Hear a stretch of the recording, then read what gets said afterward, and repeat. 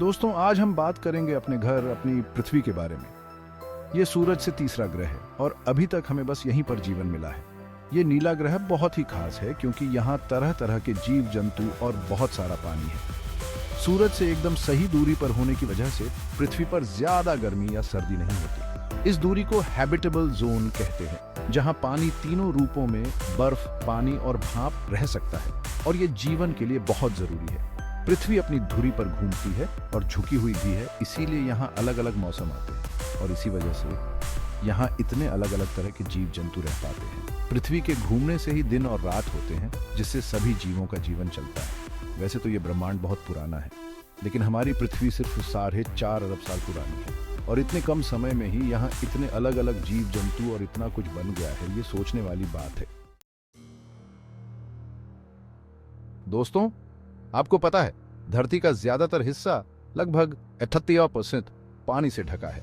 ये विशाल समुद्र हमारे ग्रह के तापमान को नियंत्रित करते हैं। ये सूरज की गर्मी को सोखते हैं और पूरी दुनिया में मौसम को प्रभावित करते हैं। बाकी 29% हिस्सा जमीन का है, जिसमें महाद्वीप और द्वीप शामिल हैं। यहाँ पहाड़, घाटियां, मैदान और रेगिस्तान सब कुछ है।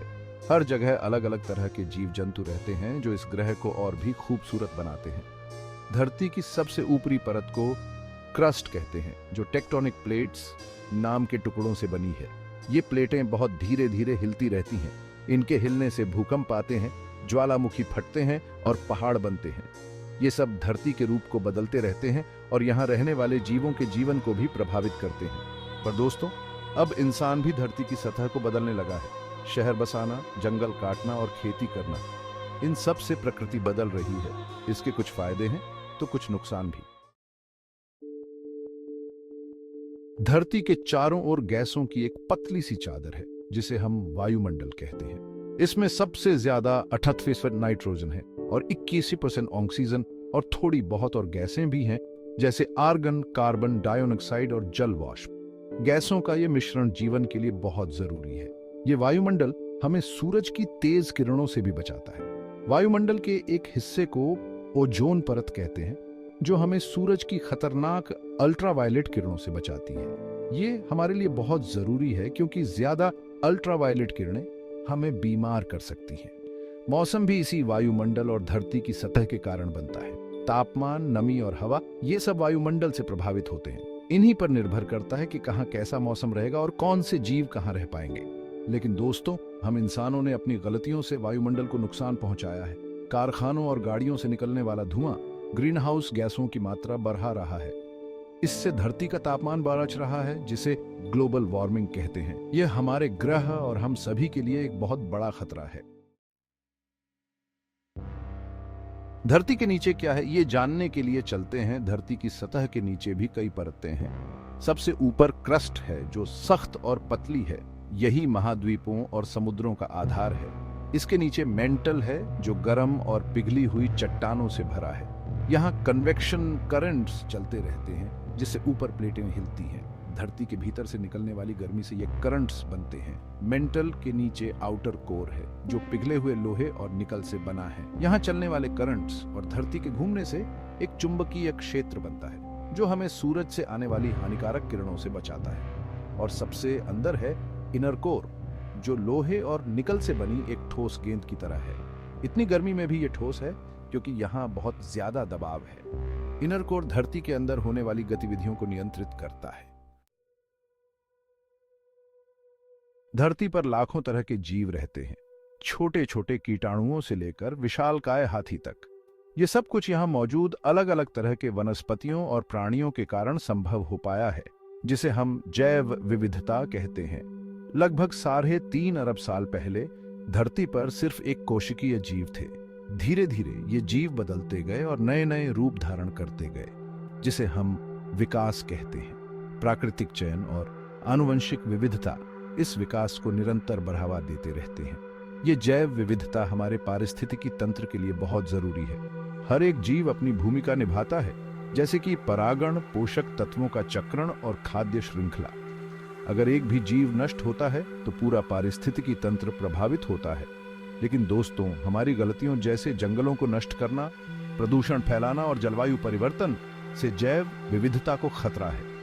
हमें इन जीवों और वनस्पतियों को बचाने के लिए प्रयास करना होगा ताकि हमारी आने वाली पीढ़ियां भी इस सुंदर धरती का आनंद ले सकें। धरती हमें बहुत कुछ देती है, पानी, खनिज, ईंधन और जंगल। ये सब हमारे जीवन के लिए बहुत जरूरी हैं। लेकिन दोस्तों, हमें इनका उपयोग सोच समझकर करना होगा। पानी तो जीवन का आधार है, लेकिन पीने लायक पानी बहुत कम है। नदियां, झीलें और भूजल ही हमारे पीने के पानी के मुख्य स्रोत हैं। लेकिन दोस्तों, ये स्रोत भी धीरे धीरे प्रदूषित होते जा रहे हैं। धरती से हमें बहुत से खनिज भी मिलते हैं, जिनका इस्तेमाल हम इमारतें बनाने से लेकर नई तकनीक बनाने तक में करते हैं। लेकिन दोस्तों, खनन से पर्यावरण को भी नुकसान पहुंचता है, जैसे कि मिट्टी का कटाव और जल प्रदूषण, जलवायु परिवर्तन, जंगलों का कटाव और प्रदूषण। ये सब हमारे पर्यावरण के लिए बहुत बड़े खतरे हैं। जलवायु परिवर्तन के कारण तापमान बढ़ा जा रहा है, ग्लेशियर पिघल रहे हैं और समुद्र का स्तर बढ़ा जा रहा है। इन सब का असर हमारे मौसम, खेती और जैव विविधता पर पड़ रहा है। हमें इन समस्याओं से निपटने के लिए साथ मिलकर काम करना होगा।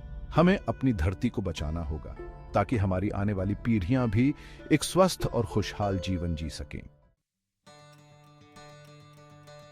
दोस्तों, धरती को अनोखा बनाती है इसकी जीवन देने की क्षमता। इसके विभिन्न पारिस्थितिक तंत्र, प्रचुर पानी और संतुलित जलवायु इसे लाखों प्रजातियों के लिए एक स्वर्ग बनाते हैं, जिसमें हम भी शामिल हैं। यह नीला ग्रह इस विशाल ब्रह्मांड में एक अनमोल रत्न है। धरती के निवासी होने के नाते इसकी रक्षा करना हमारी जिम्मेदारी है।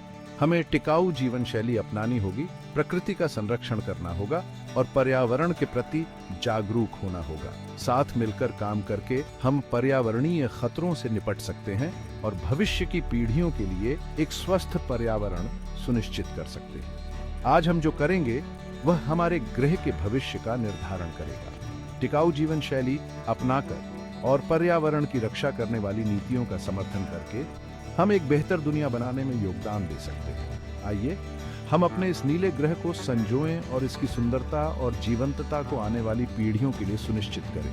अंत में धरती सिर्फ एक ग्रह नहीं है, यह हमारा घर है।